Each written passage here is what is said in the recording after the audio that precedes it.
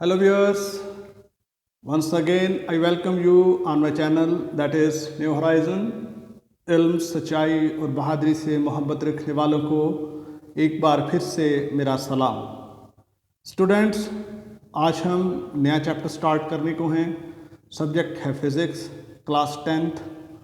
पिछले चैप्टर जिसमें हमने डिस्कस किया था सिंपल हार्मोनिक मोशन को, उसके डिफरेंट केसेस को हमने इन्वेस्टिगेट किया था, डिटेल में हमने बात की थी। अगर आप वो सीखना चाहते हैं तो व्यूअर्स आप मेरी टाइमलाइन पर उन वीडियोस को देख सकते हैं। और नेक्स्ट खुदा के फजल से मैं पूरी बुक की जो स्टडी है वो मैं इस चैप्टर के ऊपर अपलोड करने को हूँ। सो मेरे नेक्स्ट चैप्टर्स को स्टडी करने के लिए फ़िज़िक्स, केमिस्ट्री और mathematics of 9th and 10th classes आप मेरे चैनल के ऊपर सब्सक्राइब कीजिए। बेल आइकन क्लिक करने के बाद ऑल नोटिफिकेशन का बटन दबा दीजिए। मैं आपसे प्रॉमिस करता हूँ मेरी आपकी आने वाली जो वीडियोस हैं वो मैं सबसे पहले आपको सेंड करने को हूँ।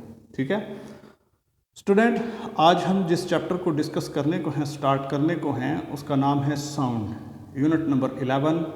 और ये रिलेट करता है साउंड से। बहुत सारी बातें और बहुत सारे कॉन्सेप्ट्स, बहुत सारी चीज़ें जो हम प्रीवियस चैप्टर में पढ़ चुके हैं उनका हम जिक्र करेंगे यहाँ पे। रेफरेंस के तौर पर भी हम उनको इस्तेमाल करेंगे। बेहतर तौर पे इस चैप्टर को स्टडी करने के लिए मैं चाहता हूँ कि आप मेरी पिछली वीडियो देखकर उस चैप्टर को और उन टॉपिक्स को अच्छे तरीक़ा से पहले सीख लें। आप ये वाला चैप्टर फिर बहुत अच्छे तरीक़ा से समझ पाएंगे। ठीक है स्टूडेंट्स, आगे हम बात करते हैं साउंड, और इसकी बिल्कुल बेस से हम स्टार्ट करेंगे। सबसे पहला टॉपिक जो आपको मेरे पीछे दिखाई दे रहा है that is acoustics. Acoustics is the study of sound. Sound की स्टडी, साउंड के ऊपर रिसर्च, साउंड के ऊपर जो इन्वेस्टिगेशन है, वो जिस एरिया में हम इसको डिस्कस करते हैं उसको हम बोलते हैं अकॉस्टिक्स। आप इसको फिज़िक्स की एक ब्रांच के तौर पर भी कह सकते हैं। ठीक है उसके बाद है हमारे पास, इसके लिए बस इतना ही अकॉस्टिक के लिए। आगे है production of sound. Sound produce कैसे होती है। स्टूडेंट्स, साउंड की जो प्रोडक्शन है, sound is produced by vibration, by vibrating the body. कोई भी बॉडी जब वाइब्रेट करती है then sound is produced. For example, ये मेरे सामने बोर्ड पड़ा हुआ है, मैं अगर इसके ऊपर ऐसे करता हूँ तो इसकी जो सरफेस है वो वाइब्रेट करती है। वाइब्रेशन से साउंड जनरेट होती है। ठीक है, जैसे मैं अभी बोल रहा हूँ तो मेरे ये जो वोकल जो है ये वाइब्रेट कर रहा है। ठीक है, मेरा गला जो है ये वाइब्रेट करेगा, वाइब्रेशन से जो है वो फिर साउंड पैदा होती है। आप देख लीजिए डेली लाइफ में एग्जांपल्स, जब ढोल बजता है तो ढोल की जो ताल होती है उसके ऊपर जब उसको हिट किया जाता है तो उसकी सरफेस वाइब्रेट करती है। ठीक है, वाइब्रेशन से फिर जो है वो साउंड पैदा होती है। ठीक है, एक और डिवाइस देखते हैं हम जिसको बोलते हैं गिटार। उसके जो छोटे छोटे जो तारें होती हैं उसके अंदर, उन वायर्स को जब आप उनको डिस्टर्ब करते हैं, ठीक है, देन दीज वायर्स वाइब्रेट, और उसके वाइब्रेट करने से साउंड जनरेट होती है। ठीक है, स्कूल की बेल आप देख लीजिए, जब हैमर की मदद से उसको चपड़ासी हिट करता है तो उसकी सरफेस वाइब्रेट करती है। अगर वो बड़े वाली बेल है तो आप उसको गौर से देखें, उसके पास खड़े होकर देखें तो आप उसकी वाइब्रेशन को एक्सपीरियंस कर सकते हैं। स्टूडेंट्स, इससे पता ये चला कि साउंड जो है वो सिर्फ और सिर्फ वाइब्रेट करने से, बॉडीज़ के वाइब्रेट करने से, वाइब्रेशन जो हैं उनसे साउंड जनरेट होती हैं। कम वाइब्रेशन होगी कम साउंड जनरेट होगी, ज़्यादा वाइब्रेट बॉडी करेगी तो जो साउंड है वो ज़्यादा बनेगी। ठीक है, अब जो वाइब्रेटिंग बॉडी है उसका एरिया डिपेंड करता है कि साउंड कितनी होगी। जितना ज़्यादा एरिया होगा वाइब्रेटिंग बॉडी का, साउंड उतनी ज़्यादा होगी। आप देख रहे, छोटा डोल जो होगा उसकी साउंड कम होगी, बड़ा डोल जो होगा उसकी साउंड ज़्यादा होगी। ठीक है, ये एरिया के ऊपर डिपेंड करती है। और साउंड जो है वो स्टूडेंट्स वाइब्रेशन से जनरेट होती है। ये हम दो बातें अभी तक सीख चुके हैं कि साउंड इज़ प्रोड्यूस्ड बाय आप इसको क्या कह लेते हैं, बाय वाइब्रेशन। नेक्स्ट आगे एक और इसी का हिस्सा है, जो साउंड स्टूडेंट्स ये प्रोपेगेट करती है, ठीक है, ये मूव करती है from one place to another, सही। और इसको मूव करने के लिए वेव्स की ज़रूरत होती है, वेव की शक्ल में ये ट्रैवल करती है, और इसको मीडियम जो है वो रिक्वायर्ड है, मटेरियल जो मीडियम है वो रिक्वायर्ड होता है साउंड को एक जगह से दूसरी जगह जाने के लिए, ठीक है। देख लेते हैं हम। सबसे पहले आप स्कूल में, जो स्कूल के लेबॉर्ट्री में मैंने कोशिश की थी कि मुझे मिल जाए, लेकिन वो मुझे मिला नहीं है। स्कूल की जो लेबॉर्ट्री है, लेबॉर्ट्री के अंदर एक डिवाइस पड़ा होता है जिसको हम ट्यूनिंग फोर्क कहते हैं। आप उसको इस तरह से जो है वो इस तरह की शक्ल उसकी होती है, ठीक है।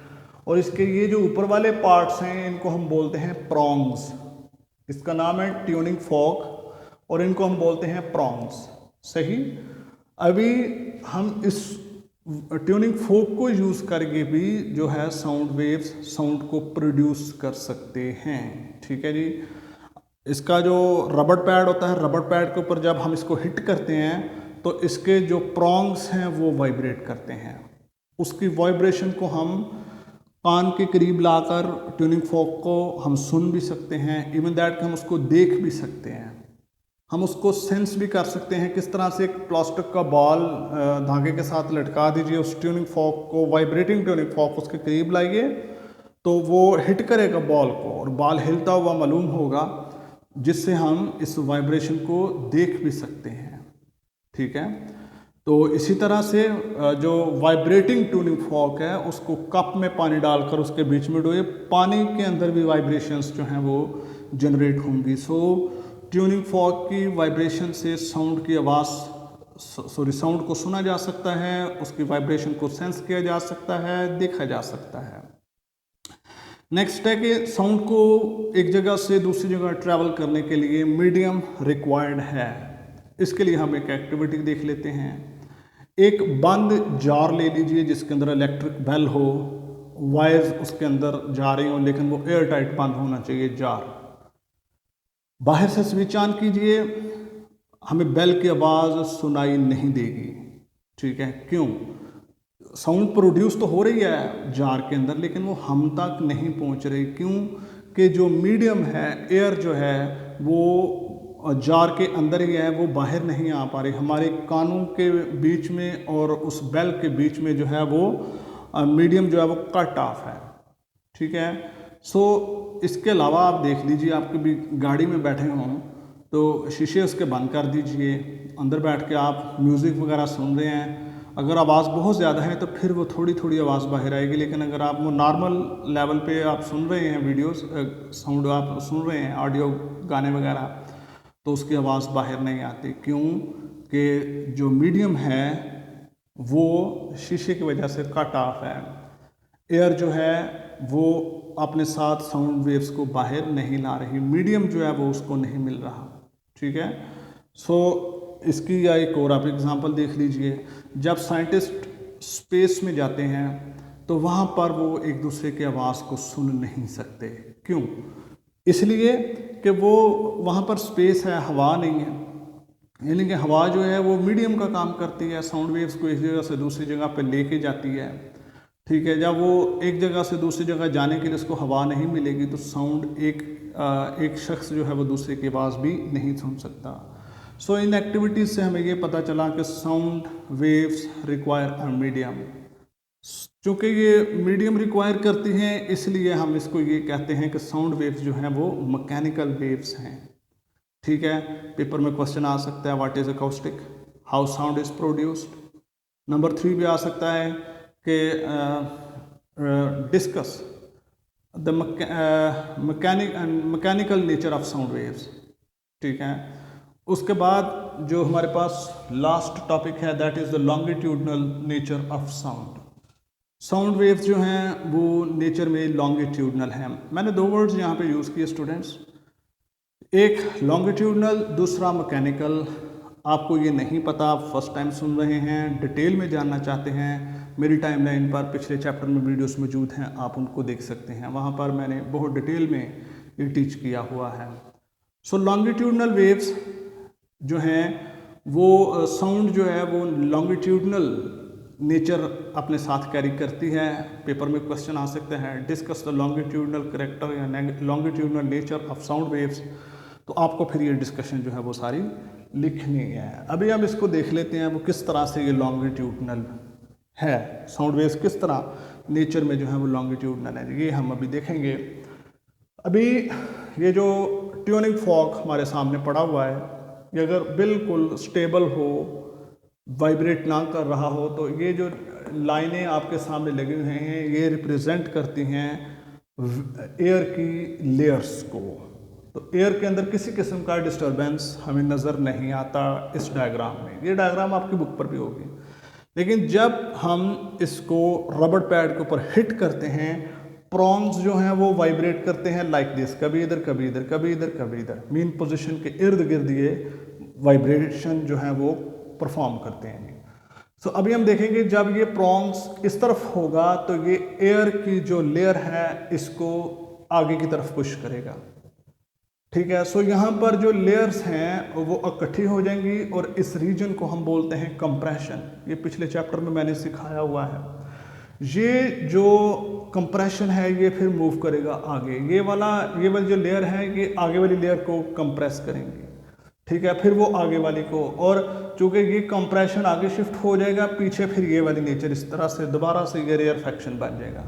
ये जो स्पेस्ड रीजन है इसको हम रेयरफैक्शन बोलते हैं। इस तरह से जब ये इस तरफ जाएगा ये कंप्रेशन जनरेट होगा, जब ये वापस आएगा तो ये रेयरफैक्शन, फिर ये इधर आएगा, फिर इधर वापस जाएगा, फिर इस तरह का पैटर्न एक जनरेट होगा। यूं ही एक कंप्रेशन फिर रेयरफैक्शन, फिर कंप्रेशन फिर रेयरफैक्शन, ये इस तरह मूव करता जाएगा। अभी वाइब्रेशन भी इस तरह हो रही है और वेव स्पीड की जो डायरेक्शन है वो भी इस तरफ है, दोनों सेम डायरेक्शन में हैं। इसलिए इनका एक ही डायरेक्शन में मूव करना हमें बताता है कि ये साउंड वेव्स जो हैं they are longitudinal in nature. अब ये क्या होती हैं मैं आपको यहाँ पर नहीं बताऊँगा क्योंकि यहाँ पर इसका कोई जो है वो टॉपिक नहीं है, ये साउंड से रिलेटेड है।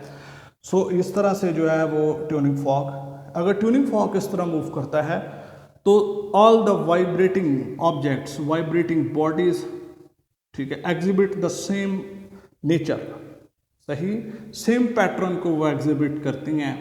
साउंड वेव्स जब भी जनरेट होंगी वाइब्रेशन होगी, वाइब्रेशन से ही साउंड पैदा होती है और उनका पैटर्न भी यही होगा। सो ट्यूनिंग फॉर्क के एग्जांपल से हमें ये पता चला कि साउंड वेव्स और लॉन्गिट्यूडनल इन नेचर, ठीक है स्टूडेंट्स। ये कम से कम 3 to 4 क्वेश्चंस जो हैं, शॉर्ट क्वेश्चंस आपके पेपर में आ सकते हैं इनसे रिलेटेड। आपकी हेल्पिंग जो बुक्स हैं वहाँ पर क्वेश्चंस होंगे, आपकी बुक पर मौजूद हैं, वहाँ से आप इन डेफिनेशंस को या किस तरह से वो एक्सप्लेन किया गया है उसको आप देख सकते हैं। मेरा काम इन मुश्किल चीज़ों को आपके लिए आसान बना के पेश करना है। नेक्स्ट वीडियो में हम साउंड की मज़ीद थोड़ा सा डीप में चलेंगे, करैक्टरिस्टिक्स ऑफ साउंड को हम डिस्कस करने वाले हैं नेक्स्ट चैप्टर में, नेक्स्ट वीडियो में। सो बने रहिए, मेरे साथ जुड़े रहिए, मैं आपको एंड तक लेके चलूँगा बशर्ते ज़िंदगी, ठीक है, जिसमें मैं आपको एक चैप्टर हमने पीछे ख़त्म कर दिया, ये दूसरा स्टार्ट हो गया है। मेरी वीडियोस थोड़ी सी लंबी हो जाया करेंगी, मतलब कि 25-30 मिनट तक भी जा सकती हैं, ठीक है। तो स्टूडेंट्स आपको वीडियो अगर अच्छी लगे तो लाइक मेरा बनता है, लेकिन अगर अच्छी लगे तो, नहीं लगे तो फिर नहीं। आप लाइक नहीं करेंगे तो मुझे लगेगा कि आपको वीडियो अच्छी नहीं लगी, चलें ठीक है, डिसलाइक ही कर दीजिए। लेकिन अगर आपको वीडियोस अच्छी लगती हैं, आपको हेल्प आउट कर रही हैं, तो मेरी वीडियो को लाइक करेंगे। कुछ लोग कहते हैं हमें पता नहीं वीडियो को लाइक कहाँ से करना है। आपकी लेफ्ट साइड पर वीडियो के नीचे एक ब्लैक कलर का थंब बना हुआ है, वो ब्लैक है कलर में, उसको हिट कर दीजिए, वो ब्लू हो जाएगा, तो मेरी वीडियो लाइक हो जाएगी। मज़ीद इस तरह की वीडियोस देखना चाहते हैं, वीडियो मिस नहीं करना चाहते, तो चैनल को सब्सक्राइब कर लीजिए। मैं आपको अपनी हर नई वीडियो में आपको सेंड करूँगा। रेड कलर में नीचे लिखा होगा सब्सक्राइब, या मेरे चैनल के ऊपर लिखा होगा सब्सक्राइब, उसको हिट करेंगे वो ब्लैक हो जाएगा। बेल आइकन आएगा, उसको दबाइए, ऊपर ऑल नोटिफिकेशन आएगा, उसको दबा दीजिए, फिर आप मेरी कोई वीडियो मिस नहीं करेंगे। Thank you for watching, keep learning, keep marching, may God bless you.